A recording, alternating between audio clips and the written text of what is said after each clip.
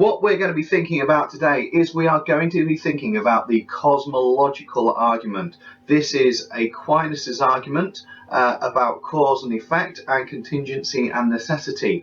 Now, really important to note that there are 5 arguments which Aquinas comes up with, but we are only really, for the exam board, need to focus on number 3. That said, if you don't know what number 1 and number 2 are, then you've got no idea what number 3 is. So for the first start of this video clip, we are going to look at number 1 and number 2 before looking at the criticisms and the theory of number 3. But before we do that, let's have our cheesy intro music.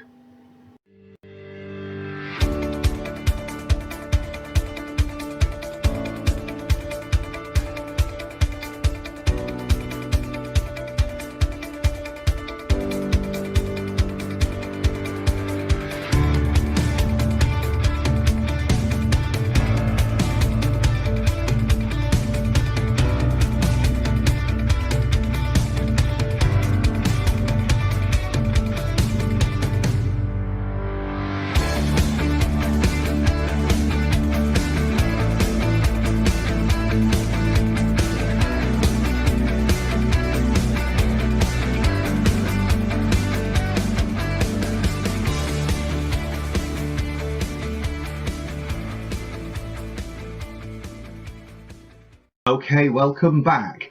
So, hope you're still with me, which you are if you're still watching this. So today we're going to explore if Aquinas' cosmological argument proves the existence of God. Remember what we spoke about in the Paley's argument is this exam board in AQA, which is the one I'm specifically looking at, but other exam boards do the same. It is about proof for the existence of God, not just knowing the argument. So it's going to be good if you can retell what the cosmological argument is. Great if you can explain the logic behind the cosmological argument, and even better if we can evaluate the cosmological argument from a number of different perspectives. So we're going to look at turtles and dominoes, the main argument, the radio debate, quarks and Blix. So as you can see behind me there, let me get out of the way.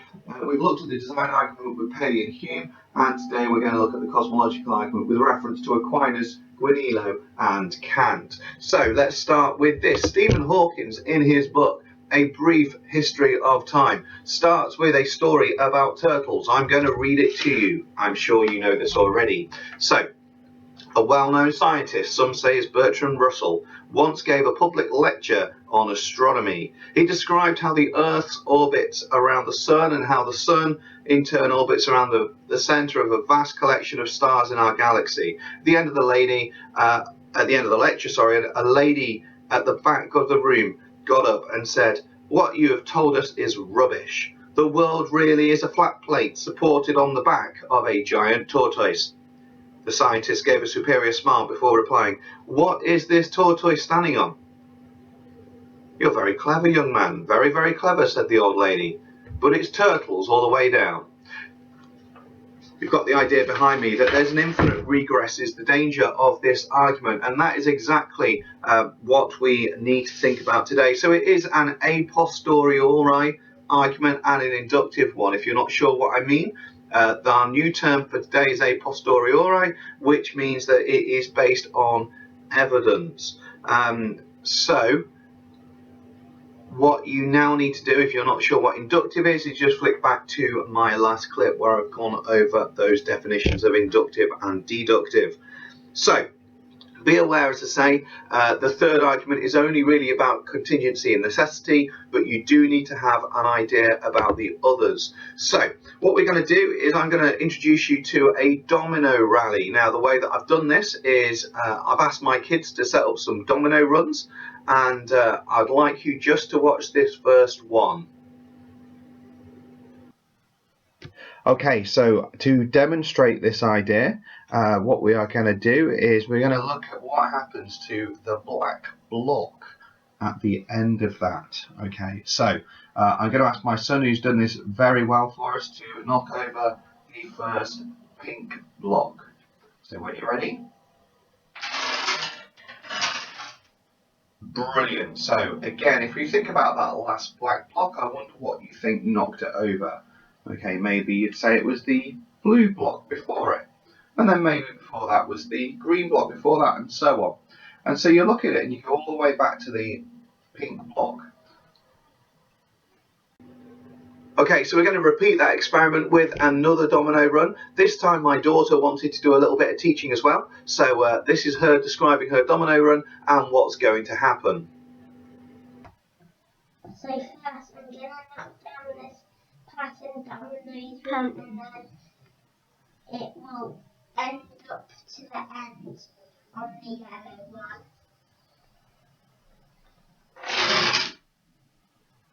You see how this one's right between that gap? It is like knocking down like this, and it's got a big gap.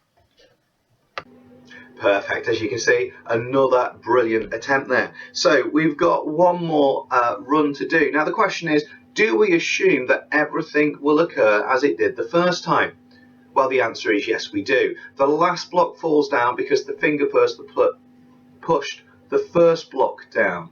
However, the reason why the finger pushed the first block down wasn't because my daughter decided to push it down, but because I asked her to. And the reason why I asked her to was because it's your fault, because you're watching this media clip. So, because of you, that last block falls down. So even though you're not directly influencing the final block, there is a cause and effect strategy. And that is exactly where Aquinas believes the universe has come from. Everything has come from the original source, which is God. So we'll come back to that in a moment. God is known as the prime mover in argument 1 and argument 2. So let's see the final run. There is a slight hiccup in this one, but I'm sure you can understand it is actually quite impressive. Let's go. Do you expect the black domino to fall as the last domino if we start with the purple one? Do you expect the black domino to fall as like the last one if we start with the purple one? Well, yes, we would assume that would still happen because everything always happens exactly the same way. That's the principle between cause and effect. So let's just demonstrate this out. Take it away, thank you. Excellent, thank you very much. So again, you see the black one fell over last, and that was knocked over because of all of the others. And therefore you realise that there is a system in place here, that what happens always happens, and that's what we've just seen there. So thank you very much. Okay, so what we've got here is a couple of books which are really good for wider reading. The book on my left is The Philosophy of Religion by John H. Hick. John Hick is an amazing philosopher, and he's written this book. It's a really good overview of many of the topics that we are thinking about. There is some of it that doesn't directly apply to the AQA course, but it may apply to other things as well. And behind me is the AQA textbook as well, which I know that a lot of you have and love. So for those of you that do have the John Hick book, and for my classes, I'm going to put this on the pages that you need on our secure website. You need to look at page 20 and 21 and 22, and that just goes over some of the key arguments that we are going to look at.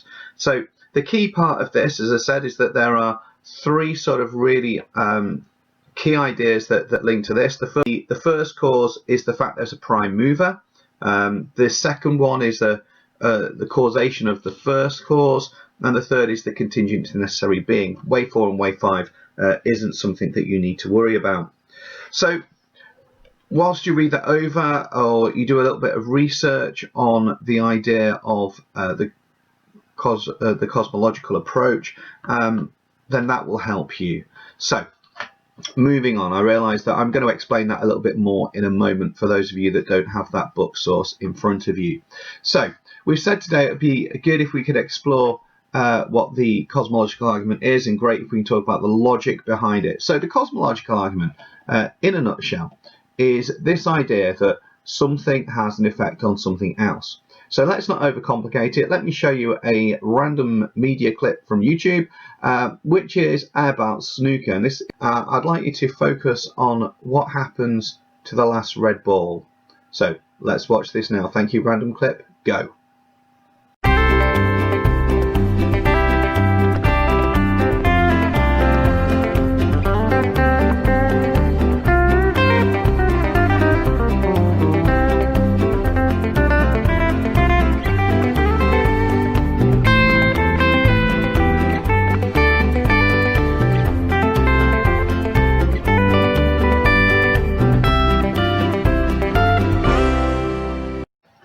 Okay, I think you can all agree that the final the final ball that went in the pocket, the red one, was caused by other red balls, and so on and so back to the snooker cue. And that's the point, one of the key points of the cause and effect argument, that something has a direct effect on something else. And I think that's a really good way of demonstrating that. So let's look at the key arguments. So everything need or need not exist. That's the natural world is contingent. So by contingent, key word for you, is that it relies on other things. The second premise of the argument is if everything is contingent, then at some time there was nothing, because there must have been a time when nothing had begun to exist.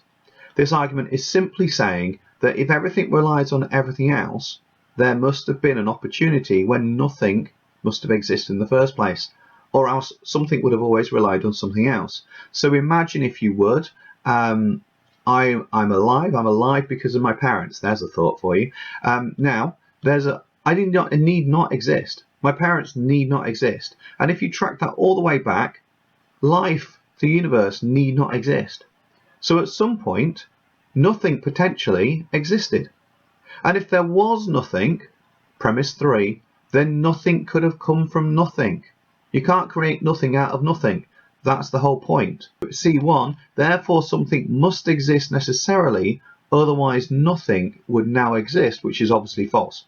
So the argument is that because something exists as a contingent thing, there must be a necessary thing that's caused it in the first place. So everything necessary must be either caused or uncaused. Now, the argument is that something initially can't be unnecessary, because if it's unnecessary, then it need not exist, and therefore it's contingent. So it's like that classic argument that people ask all the time is, well, who made God? Well, if something made God, then what you're thinking about God, according to the ontological argument, isn't God anyway. So the series of necessary beings cannot be infinite, or else there'd be no explanation of that series. So at some point there has to be a necessary being, and therefore there must be an uncaused being that exists by its own necessity, and this we understand as God. So they're really important notes there. If you want to make a flow diagram of those or anything like that, that is quite useful for you. So pause this clip now if you need to. Okay, so let's just come back to these two key terms for us. So I'll just whiz over to this side of the room. There we are. So, sorry, let's start with contingent, right?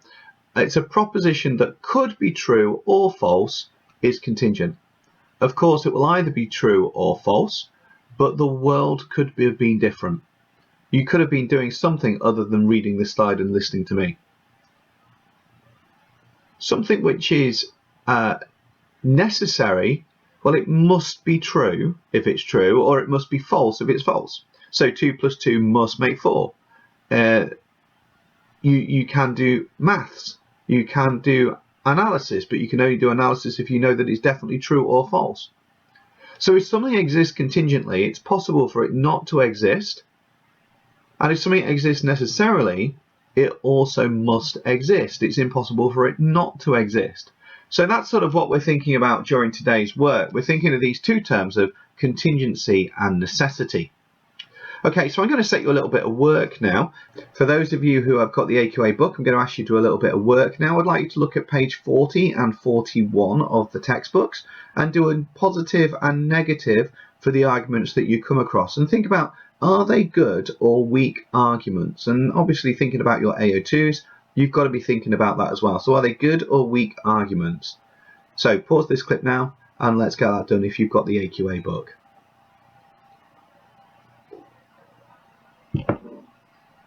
Okay, so well done with that. So let's take a little break. What we're going to do is go to one of my heroes. His name is Hank, and he runs Crash Course Philosophy. I'm quite sure a lot of you will have seen this before.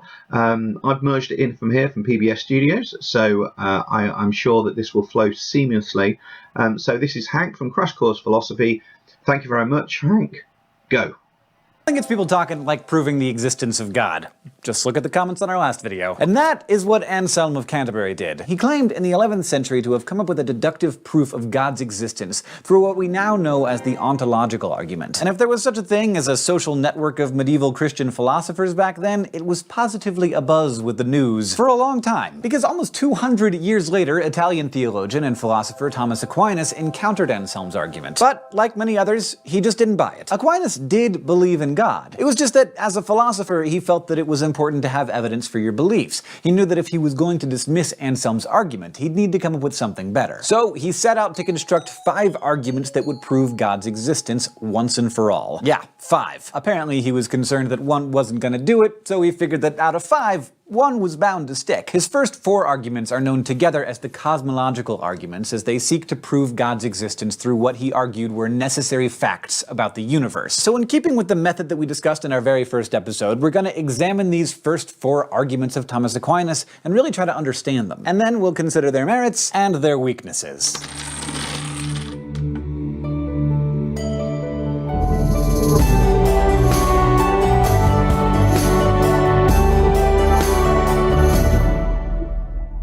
Maybe the most striking thing about the cosmological arguments of Aquinas, at least to modern eyes, is that some of them are firmly based in the natural world. Even though he lived in a pretty unscientific time, Aquinas argued for the existence of God through his understanding of science, and with the help of what he thought was physical evidence. For example, the first of his cosmological arguments is known as the argument from motion. In it, Aquinas observed that we currently live in a world in which things are moving, and he also observed that movement is caused by movers, things that cause motion. Aquinas was convinced that everything that's moving must have been set into motion by something else that was moving. By this logic, something must have started the motion in the first place. Otherwise, you'd be stuck in a philosophical quandary known as an infinite regress. You get an infinite regress when, in a chain of reasoning, the evidence for each point along the chain relies on the existence of something that came before it, which in turn relies on something even further back, and so on, with no starting point. Basically, Aquinas thought the very idea of infinite regress was absurd, logically impossible, because it implied that any given series of events began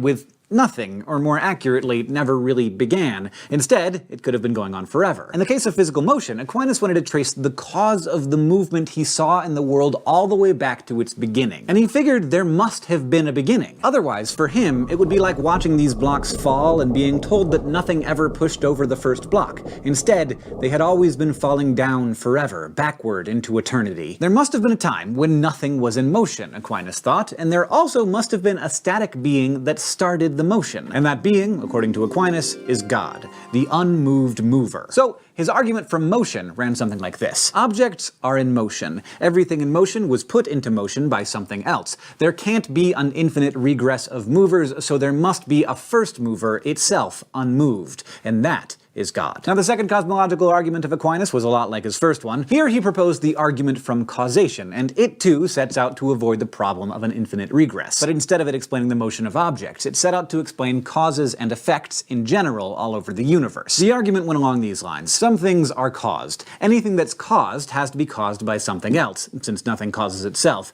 There can't be an infinite regress of causes, so there must have been a first causer, itself uncaused, and that is God. Just like with the argument for motion, the point here is pretty simple. Effects have causes. If you think about how you wound up watching this video, you can trace the line of causation back from moment to moment. If you think about it long enough, you can probably go pretty far back. But Aquinas said, again, it can't go back forever. There had to be a first thing that started off the chain of causes and effects, and that thing is God. Argument number 3 was the argument from contingency. And we should step back and get a little background for this one. In philosophy, we often distinguish between necessary beings and contingent beings. A contingent being is, simply put, any being that could have not existed. That includes you. Sure, you do exist, but you could not have. If you had never been born, the world would go on. And yes, things would be different, we've all seen It's a Wonderful Life, but the world would go on. Instead, your existence is merely contingent on the existence of other things. In your case, you only exist because a certain sperm met a certain egg and swapped some genetic information. You're basically a fluke. But what does that have to do with God? Well, again, Aquinas believed that there had to be something that prevented an infinite regress of contingency. that would mean that the contingency on which everything existed would just keep going back in time. And we can't have a world where everything is contingent, Aquinas said, because then, by definition, it all could easily have never existed. So he needed at least one necessary being. A being that has always existed, that always will exist, and that can't not exist in order to get everything going. And that necessary being is God. Aquinas spelled out the reasoning of his argument from contingency this way. There are contingent things. Contingent things can cause other contingent things, but there can't only be contingent things, because that would mean that there's an infinite regress of contingency and a possibility that nothing might have existed. An infinite regress is impossible, so there must be at least one necessary thing, and that is God. Let that marinate in your brain for a minute while unpacking the next argument. This one is built on the idea that we simply need a measuring stick in order to understand the value of things. Good, bad, big, small, hot, cold, none of these concepts can exist in isolation. If you go out for a walk and you see an animal, it's like this big. That animal would be on the small side if it turned out to be a dog. But if it were a rat, that would be huge! How do we know? Because we gauge the size of things in terms of other things. The same idea applies to more abstract concepts, like your grades. How do we know that an A is good? Because it's at the top. We know that there are grades lower than an A, but nothing higher. And Aquinas thought that all our value concepts would just be floating randomly in space if there weren't some anchor, something that defined the value of everything else by being perfect. And that, again, is God. This is how Aquinas developed number 4, known as argument from degrees. Properties come in degrees. In order for there to be degrees of perfection, there must be something perfect against which everything else is measured. God is the pinnacle of perfection. Okay, we've considered Aquinas' 4 cosmological arguments, but remember, that's only step 1. The next and equally important step in philosophy is critical evaluation. So what do we make of them? As philosophers, if you think an argument is flawed, it's your job to try and figure out why. And by and large, philosophers, theists and atheists alike,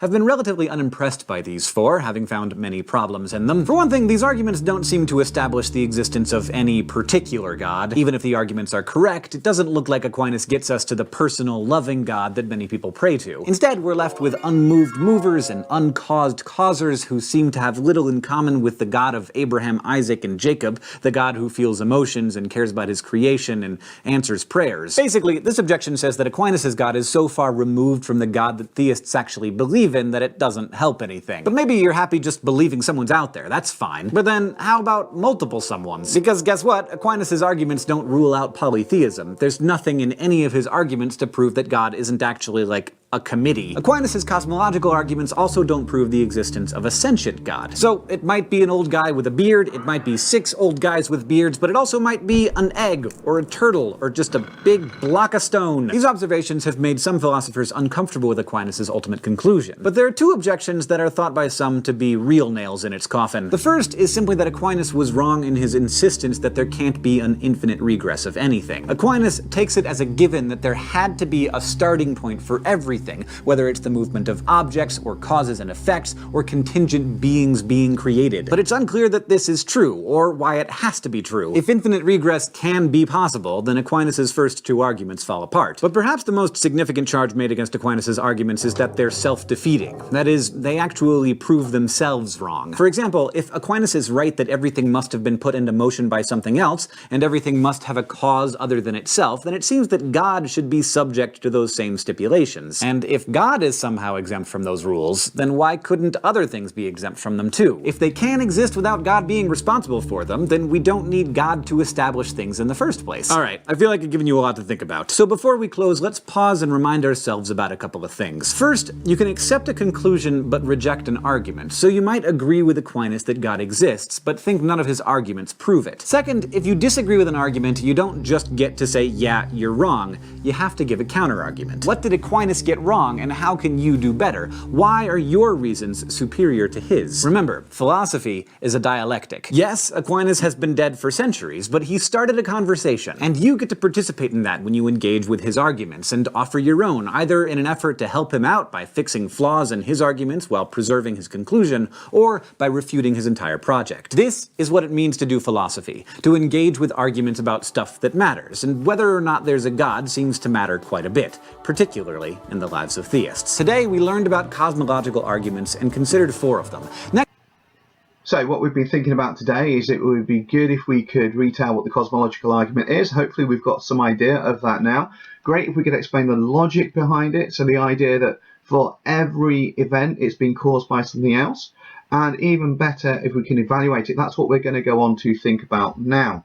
So we're going to think about some of the criticism of the argument, to which there are many. Now, the first argument that we want to think about is the fallacy of composition. This is the idea that you build up an argument that simply doesn't work. Now, there was a big debate that went on about this between Copplestone and Russell in the radio debates in 1947. It may be worth having a look into that, but we're going to take some of the arguments used from that. So there was a big radio show where these two basically debated the existence of God and used the cosmological argument as a basis of that. The argument simply goes like this. H2O is water. Well, clearly that's not true, because it doesn't have to be a liquid. It can be a solid or it can be a gas. So Copplestone and Russell talked about that. Russell talks about bricks. So a wall is built from bricks. So the wall is a brick, and therefore bricks are small and the wall is small. Okay, well, clearly that's not true either. So that's looking at something we know and applying it backwards. You'll see a worksheet behind me that is available to download in the description. So that's for everyone to be having a go at and making notes on. The way that works with way 3 then, the wall is built from bricks and the universe is built on contingent things. That's the argument that's applied. So the wall is a brick, okay, so the universe is contingent. And then the third point that I've added is that, well, bricks are small, therefore the wall is small, or the universe is therefore clearly contingent and built on something contingent. And that's where this argument fails, because it fails at the point of suggesting that since everything we know is built on contingent things, why is it that something that is contingent has to be built on something necessary? Because that goes against everything that we have known about in our known universe. Okay, so we're just going to look at a couple of other arguments here as well. These are classic responses by David Hume.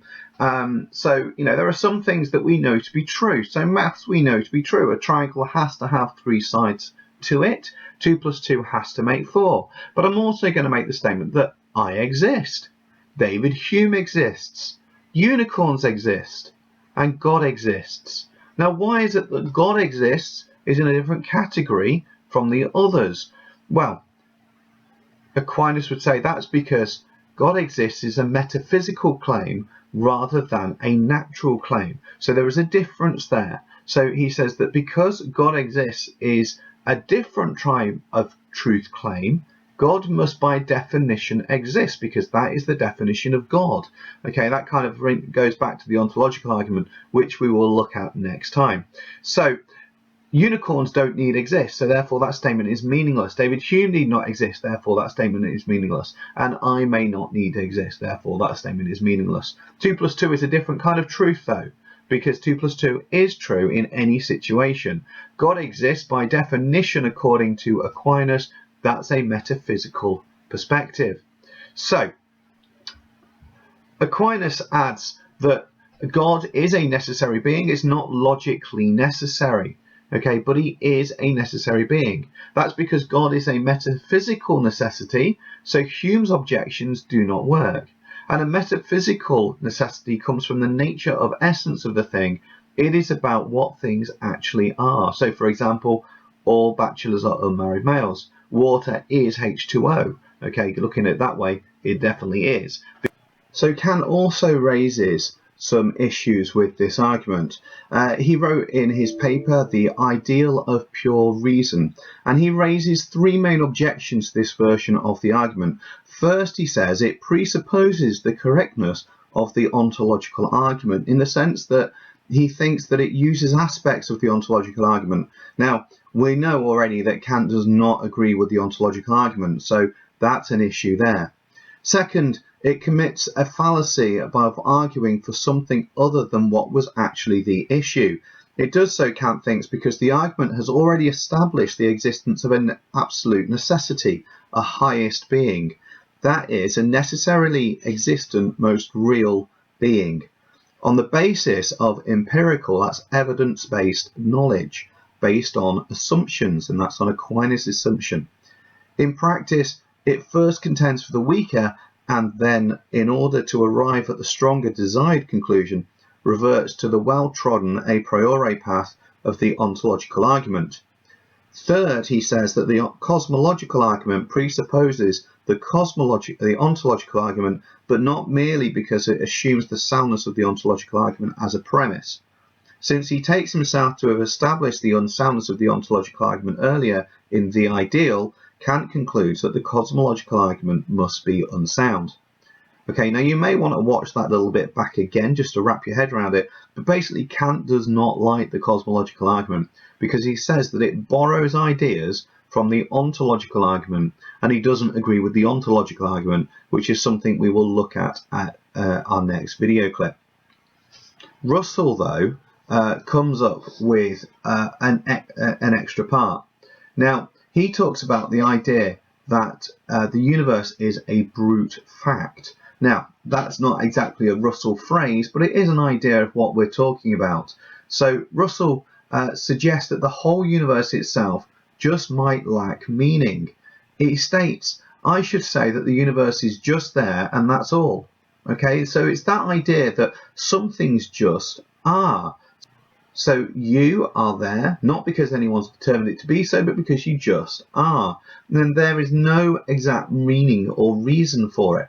In the same way that there's no objective meaning to the universe, not because it is unintelligible, because clearly there is some intelligence within the universe, but it doesn't make sense to ask the same question of the universe as we do with contingent options and objects that go towards making up that universe.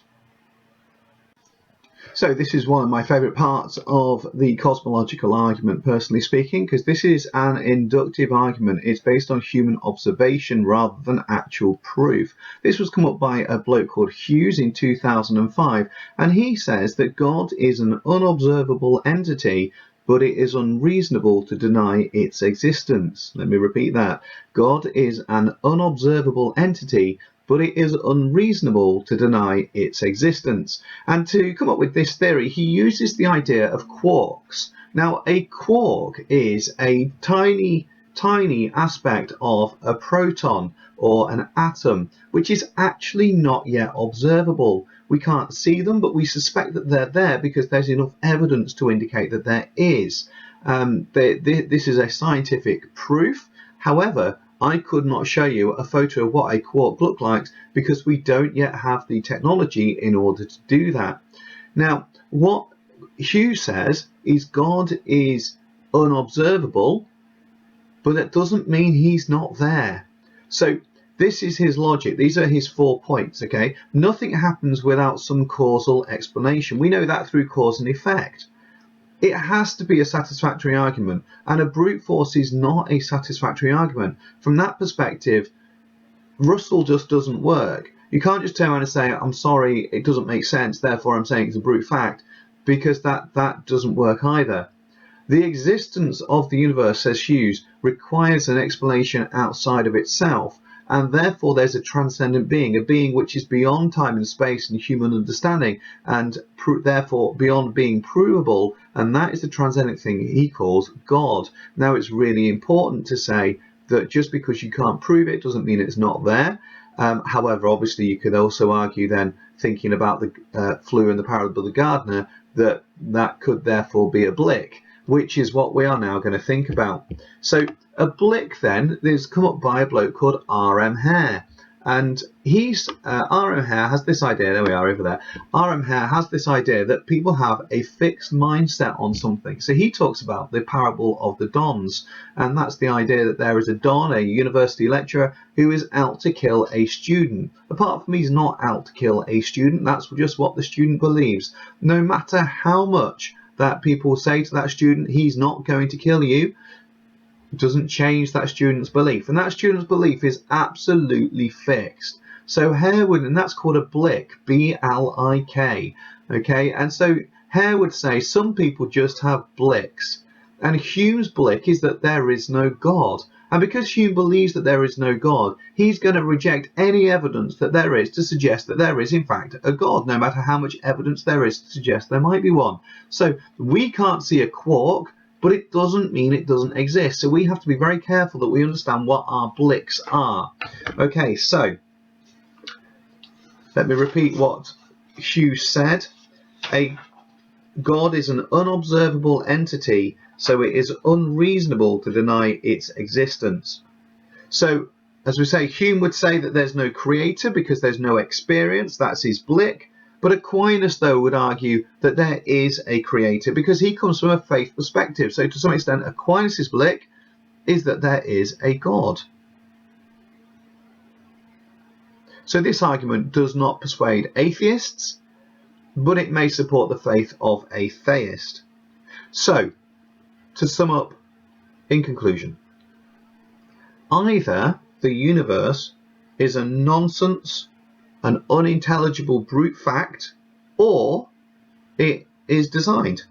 So when we think back to what I started this clip saying about does it prove the existence of God, this argument, the answer has to be no, it doesn't prove it. And the reason why it doesn't prove it is that it's not going to persuade an atheist, because an atheist would always say that it's either an unintelligent brute fact or reject the idea of contingency and necessity outright anyway. So where do we go from here? Okay, always good to ask that question. What we've done is we've looked at what the cosmological argument is, we've looked at the logic behind it, and we've thought about the cosmological arguments from a number of different perspectives. So we've looked at it from Aquinas, from Anselm, Guinilo, Aquinas, and Kant, and Hume. I don't know why Guinilo's on there, I think that was an error. So, for those of you who do have the AQA book, here's a final task for you. I'd like you to look at page 47 and 48 and look at the 5 arguments there about proving God's existence. Which do you like the best and which do you think is the weakest argument and why? So I'm going to leave that on the screen for you, or if you can just pause it as well, that would be brilliant. I wish you all the best. I hope you're all well. Take care, wash hands, and God bless. See you in a few days with the ontological.